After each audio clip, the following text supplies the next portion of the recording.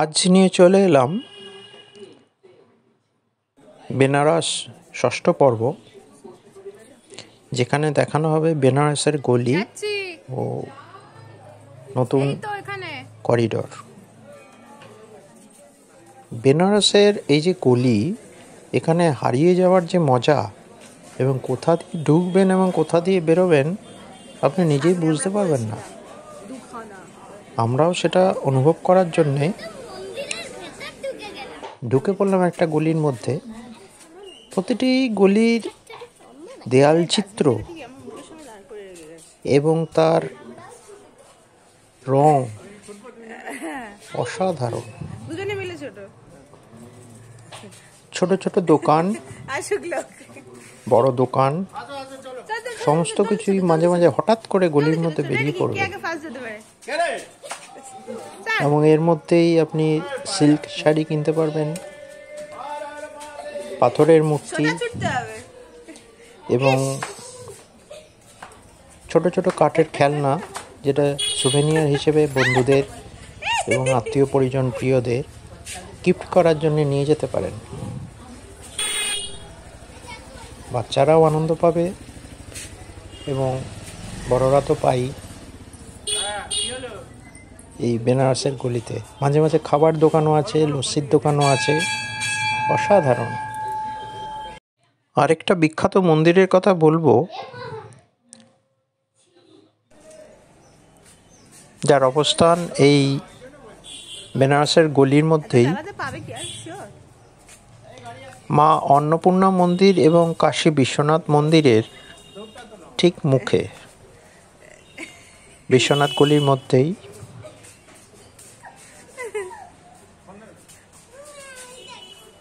এখান থেকেই অষ্টপ্রধান বিনায়ক যাত্রা শুরু হয়। ইনি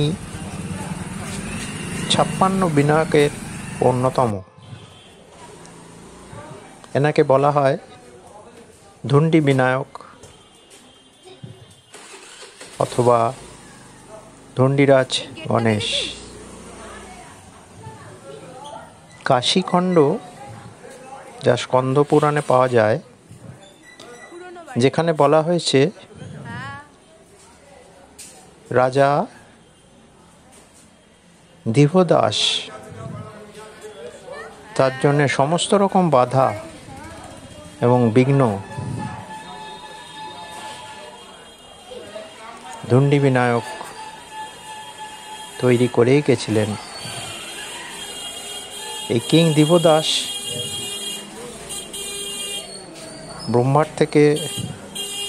ভগবান ব্রহ্মার থেকে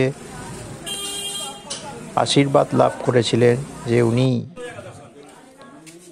কাশীর রাজা হবেন, বাকি আর কেউ থাকবে না। এবং কিং দিবদাস ভগবান শিবকেও এই কাশী থেকে বিতাড়িত করেছিলেন। এখানে বেনারসের গলির মধ্যে ঘুরতে ঘুরতে আমরা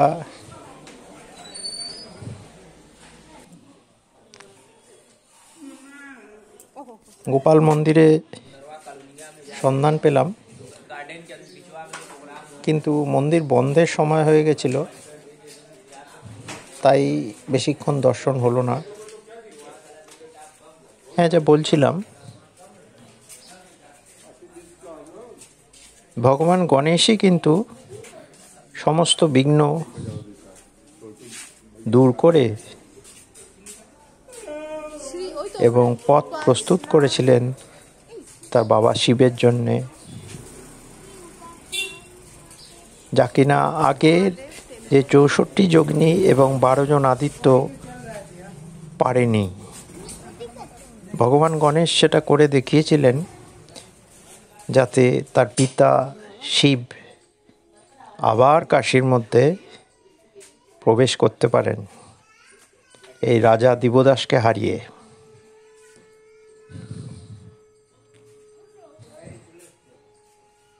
এখানে আমরা বেনারসের গলিতে ঘুরতে ঘুরতে একটি অতীব সুন্দর মন্দির দেখতে পেলাম।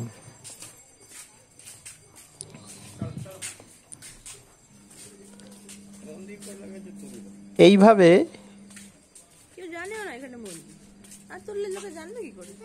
শিব ঠাকুর যখন কাশীতে প্রবেশ করলেন, তিনি সর্বপ্রথমে এই গণেশ ঠাকুরের পুজো করলেন, ওনার স্তব পাঠ করলেন এবং ছেলেকে উপাধি দিলেন ধুন্ডিরাজের। এবং দর্শনও করলেন।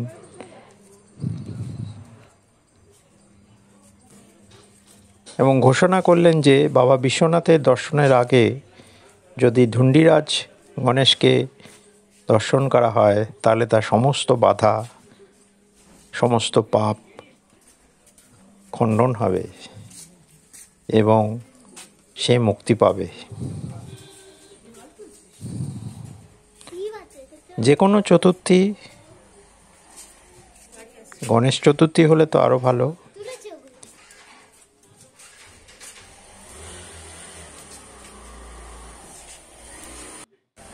খুবই পবিত্র। ধুন্ডি বিনায়ককে ডাকার জন্যে, এখানে পুজো দেওয়ার জন্যে। আপনারা এলে অবশ্যই চেষ্টা করবেন। আমরা এবার চলে এসেছি নতুন করিডোরের কাছে, এবার প্রবেশ করব।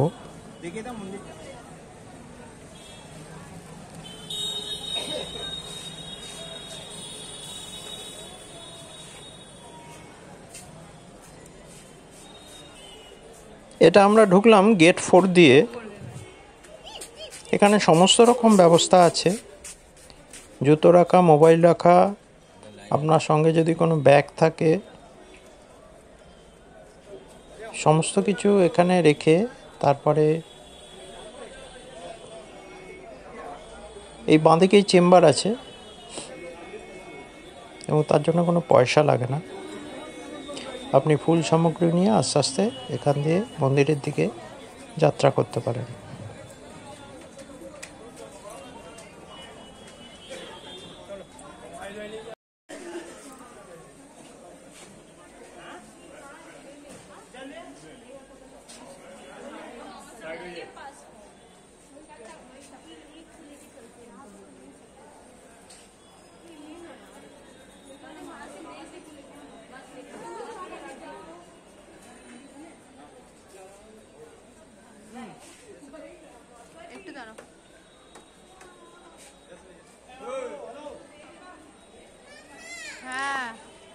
নতুন করিডোরের ভেতরে কিছু ছবি আমরা মেমোরি হিসেবে নিয়ে রাখলাম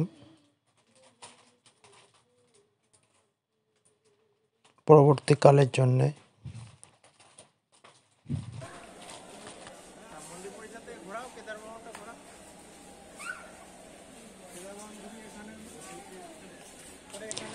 আপনারা পারলে কেদার ভবনের পাশে এই যে শিব মন্দিরটি, এটা অবশ্যই দর্শন করার চেষ্টা করবেন। খুবই সুন্দর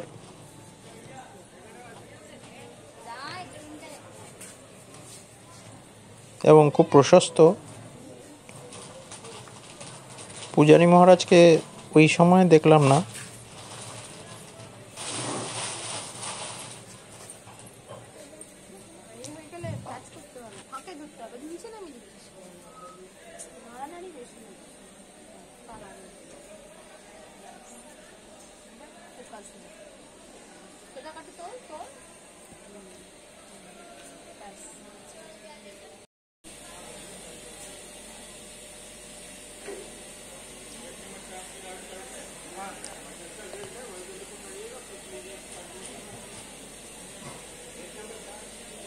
এইবার আমি আপনাদের সূত্রধার Amit.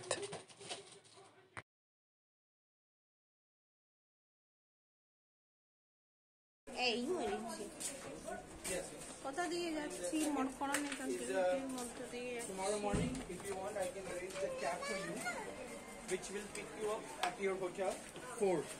And after finishing everything, it will drop you to the hotel, and from the hotel it will take you to the university, as you want to see the Birla Temple and the Sarnath and the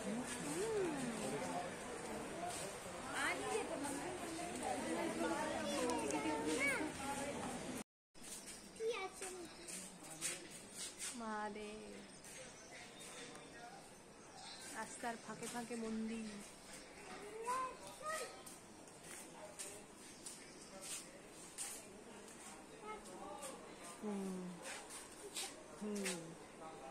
এটা কি খেলার জিনিস নয় তো আর ঘরে আছে না তোমার কি ওইটা মানে মহাকালের মুখ বাবা পাওয়া না চুরি টুরি কিনতে বললাম সেসব তুমি কিনবে না tree on them to bring the positivity in the environment of humanity.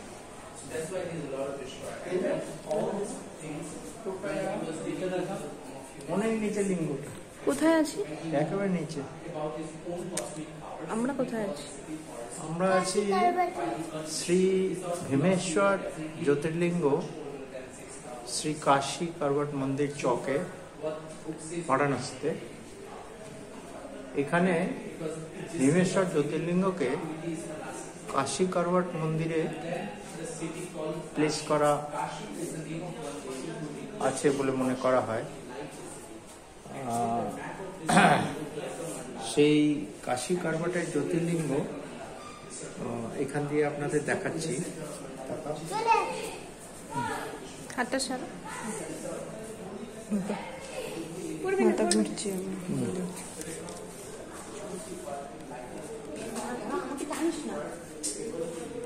এই যে এটা দেখো তাহলে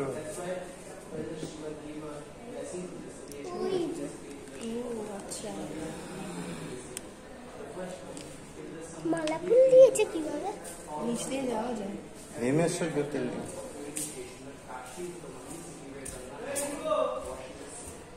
বাবা আমার পাটা দিয়ে শুশু করছে হ্যাঁ কিরে কিছু বল, কত নিচে? অনেক নিচে। অনেক নিচে। প্রথমে তো ভেবেছিলাম অন্য কিছু হবে, তারপর দেখি এদিকে এসো, এদিকে এসো। এই যে গনু আছে এখানে।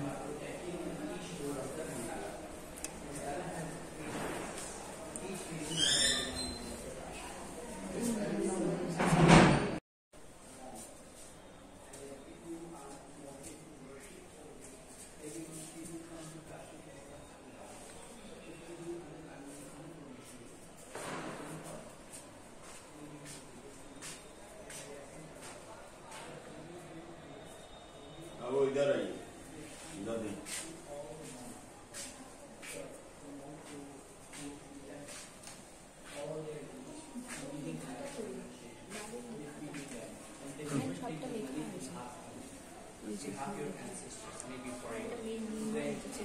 হ্যাঁ মেন লিঙ্গ চেহারাটা যেটা তুমি ওপর থেকে দেখছো এই যে তো গপু।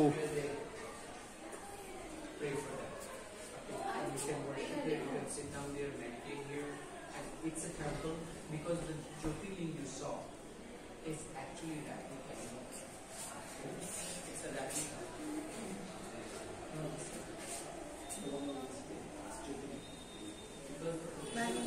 নামটা বলবে Where the mosque is, that's the center of Mandala, where the mosque is. And it was destroyed by the Aurangzeb. In 1776, Ahilyabai Holkar came to Kashi and had situated so many great temples all over the India. She found the Jyotirling from the Ganga, which is very close to the where the ceremony happened, in opposite direction. She found it there. She lived.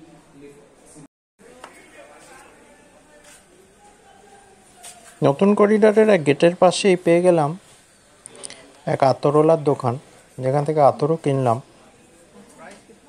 খুব সুন্দর ব্যবহার, সমস্ত কিছু বুঝিয়ে বলছিলেন এবং দামও ন্যায্য ছিল।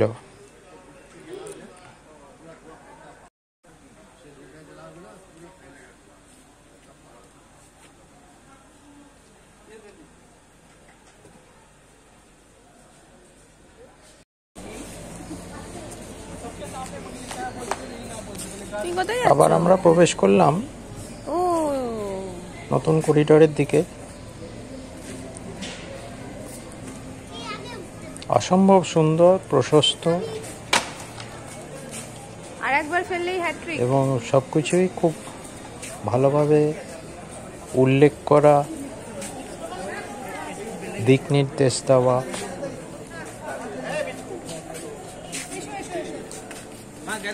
কোনটা কোন দিকে বুঝতে কখনোই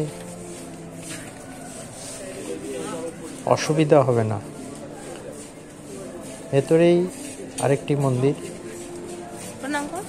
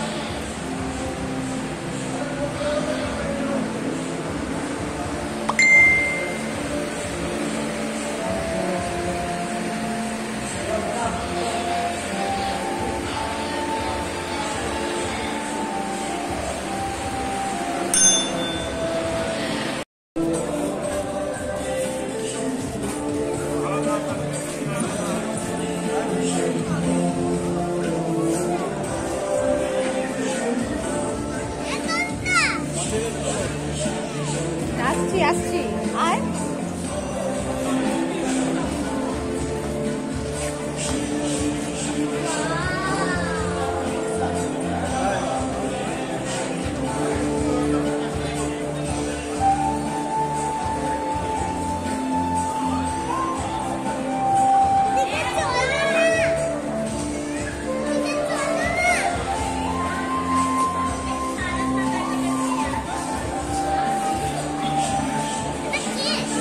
লেখা আছে।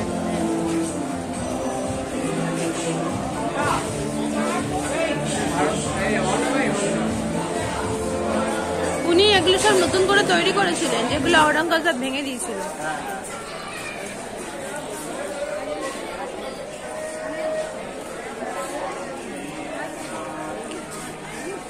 অহল্যাবাই হোলকার, কোলে শীত কেন? ইন্দোরের মহারানীর কথা এখানে বলা হচ্ছে।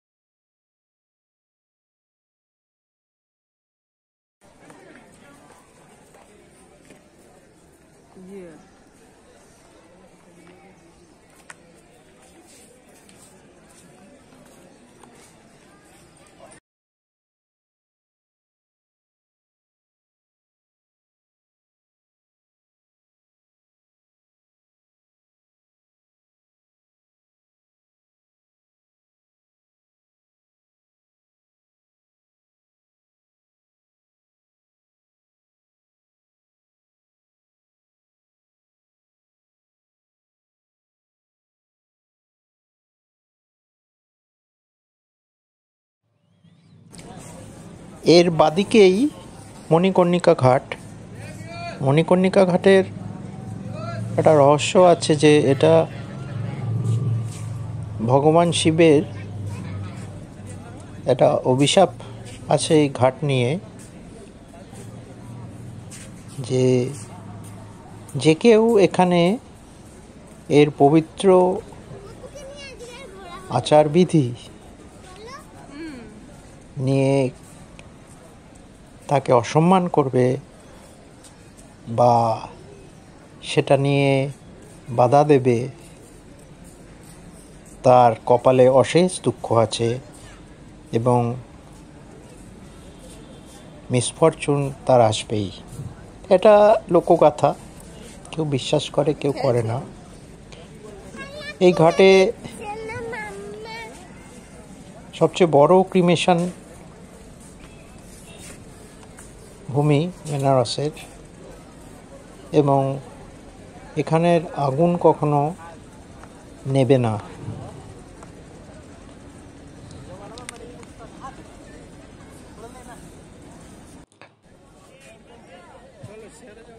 মণিকর্ণিকা ঘাটেই আছে মৃত্যুর মন্দির বা টেম্পল অফ ডেথ, যেটাকে বলা হয় মণিকর্ণিকা শ্রাইন, যা কিনা শক্তিপীঠও বটে।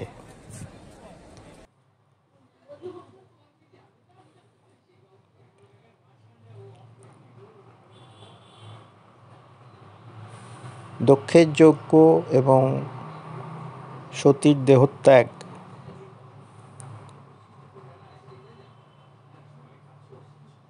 এই শক্তিপীঠের মাইথোলজির অরিজিন। বিশ্বাস করা হয় যে মাতা পার্বতীর একটি কানের কুণ্ডল এই মণিকর্ণিকা ঘাটে হারিয়ে গেছিল, এবং মণিকর্ণিকা ঘাটে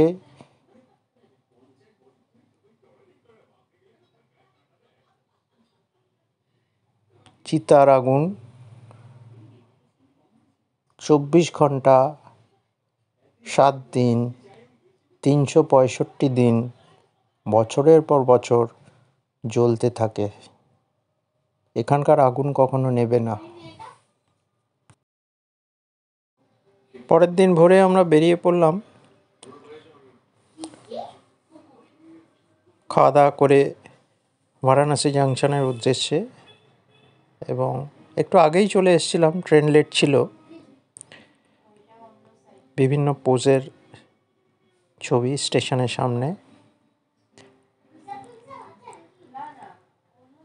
সবারই মন খারাপ যে ফিরতে হচ্ছে, দুর্গাপূজাও শেষ। ভিডিওটি ভালো লাগলে অবশ্যই লাইক, শেয়ার এবং সাবস্ক্রাইব করতে ভুলবেন না।